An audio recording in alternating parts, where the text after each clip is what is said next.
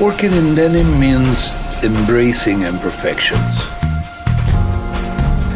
The imperfect beauty of denim makes every pair of jeans tell a story, and that's what makes it authentic. My name is Jorge Bunchikov, and I am the founder of BDA.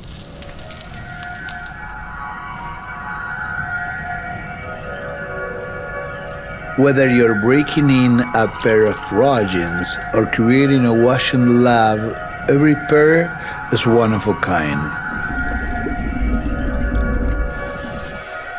Denim is like a work of art, shaped by time and by the person who wears it.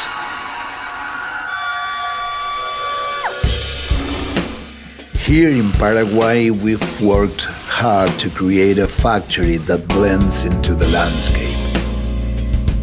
Over a decade ago, we planted native trees and set up a water recycling system to reduce waste and care for the land.